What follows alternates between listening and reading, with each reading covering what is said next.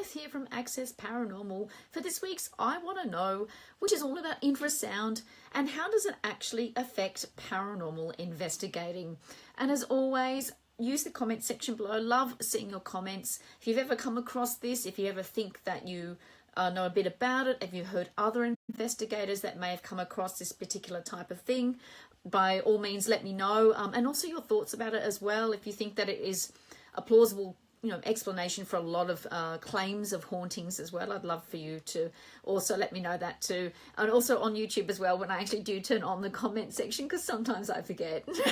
So hi everyone, it's good to see you guys. Hey Han, good to see you, lovely.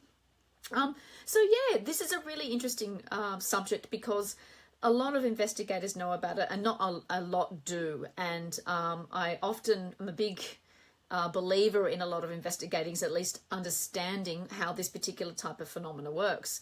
So of course, to understand how it works, we want to know what it actually is. So what is infrasound? Now, infrasound is a sound range that is below the level of human hearing. So humans can hear from 20 hertz and up. I think it's up to 8,000 or 8. I think it is 8,000 hertz. Don't quote me on that. But below from 20 hertz down to 0, we can't hear. So you're thinking, well, what's the big deal? So what, you can't hear it? Who cares? But there's a thing to this. Trust me. The fact that we can't hear it doesn't mean we can't feel it, and that's where it starts to become interesting when it comes to paranormal investigating. Hi sweetheart, how are you? So that's the first thing is infrasound's been used the first thing is it's actually been used in World War One for finding artillery. So it's actually been used for that. It's been produced and used in that particular way. It's also used for monitoring earthquakes as well. So that's another thing. So it's not just something that is produced in the environment, which we'll talk about fairly soon, but it's actually something that's been used as a purpose to help find and also search for natural phenomena as well. Now, of course, what causes this stuff and what makes it so relevant to what we do? Firstly, infrasound is found in earthquakes, so that's one thing. So obviously trying to search for an earthquake, obviously you understand that earthquakes do produce infrasound as well. Meteors also produce infrasound. Believe it or not, ocean waves as well can cause infrasound. And I find that really interesting because there was a case, and apologies for those who've already heard of this before, but there was a case where someone had emailed me, a gentleman who was feeling very, very distressed in his home. And he lived in a particular spot in Queensland, which was Surfers Paradise. And he said, I walk into my home, I feel it buzzing, I feel afraid, I can't sleep. It's like I'm being watched all the time. I don't know what's going on. So as we dug a little bit, and I asked more questions and found out that it was only when he ever was at home, it was only whenever other people were there. So it wasn't just him experiencing it, other people felt the same way as well when they stayed over. He felt so much better when he left the location, made me realize, right, it's got to be location central, and the symptoms he was talking about as well. So when I actually looked up exactly where on this place called the Gold Coast, now for those who live in America or other places in the world, Gold Coast in Australia is kind of like Florida. There's lots of tall buildings. It's a very tropical area, and you can actually stay right near the sea.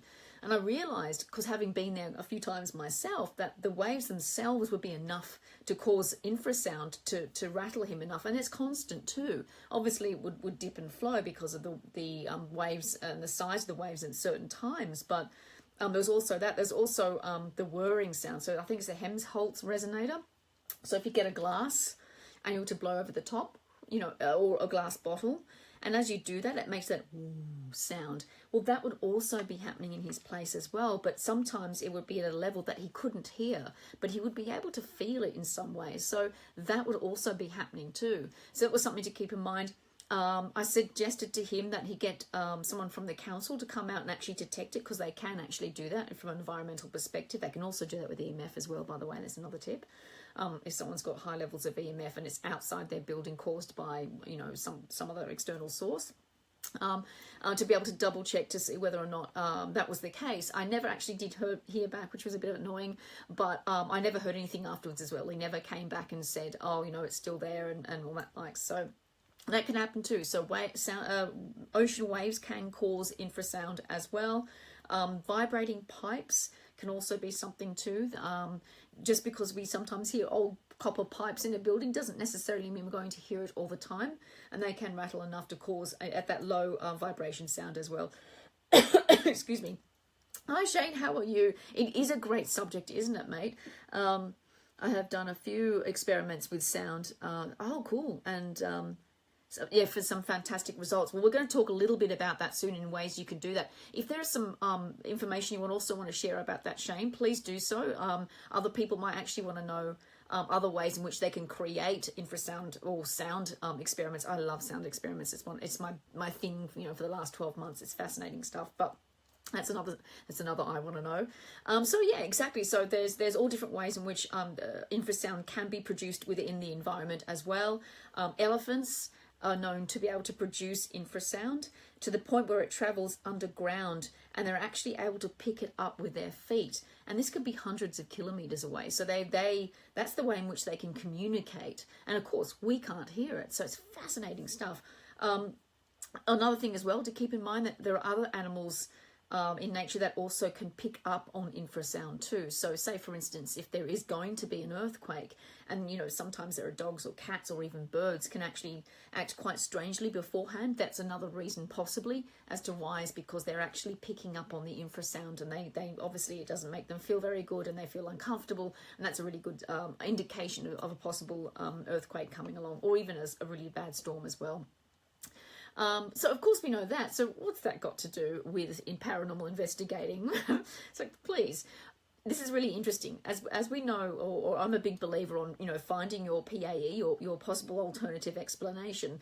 And I think infrasound is a huge indicator in that, because it's produced, from your environment, but it really does affect you inside and psychologically as well. And we'll go into that pretty soon. So infrasound causes objects to move. So that's the first thing. So you think, okay, from a paranormal perspective, that's really, really good to understand and or know. NASA also has known to have tested infrasound on humans to the point where it got to 19 hertz and the eyeball resonated. So that's an interesting thing to keep in mind. Still just under the 20 hertz, but at 19, the eyeball was actually able to resonate. So keep that in mind.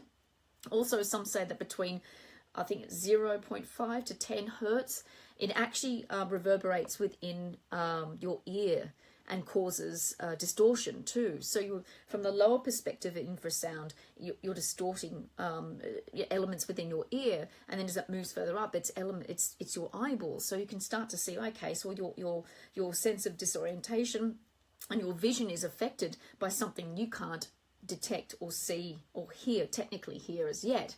Interesting to keep in mind.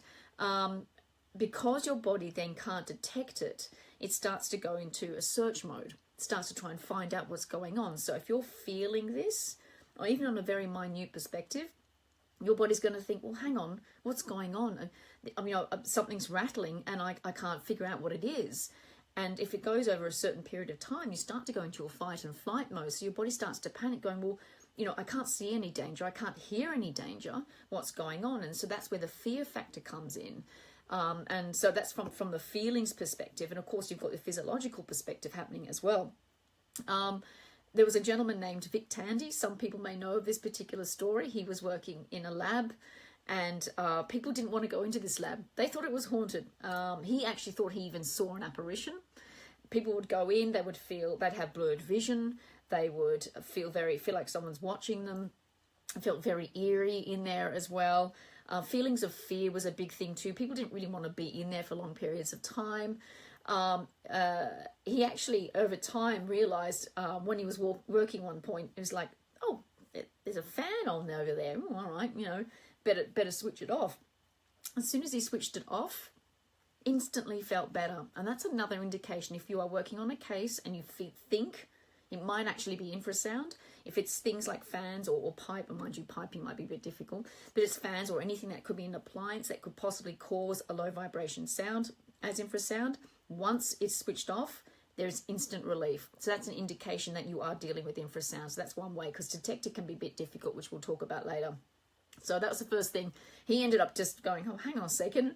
Now it's instantly felt better. So what he ended up doing was then recreating those experiments in other places to see if it happened with other locations, and he found he had the same results where people were feeling the same, that it could possibly be haunted because their body's just freaking out going, I can't see in here, I don't know what's going on.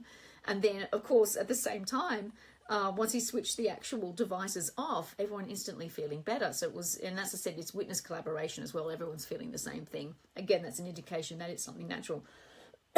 Excuse me. So there's that too as well. So of course with infrasound, it is a bit difficult to detect. So if you think it might be something happening on a case you're working with or in a location that you're in as well, obviously we're going to want to have some sort of confirmation. It's not something as easy as having maybe an EMF detector for EMF fluctuations or a static detector or anything like that. Infrasound's a lot more difficult to determine if it actually is that, unless you actually think you've removed the source like we've spoken about before. There are devices, microphones you can rent. They are expensive.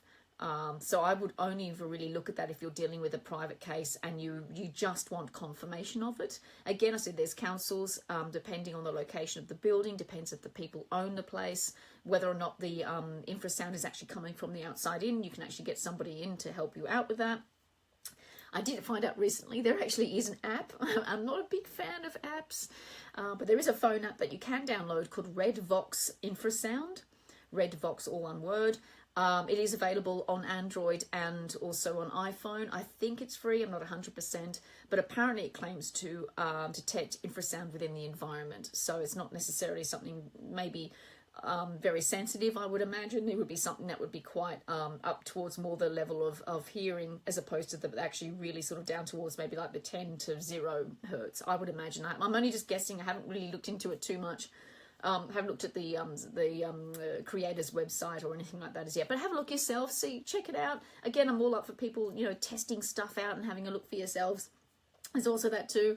As Shane mentioned, he's used sound experiments before.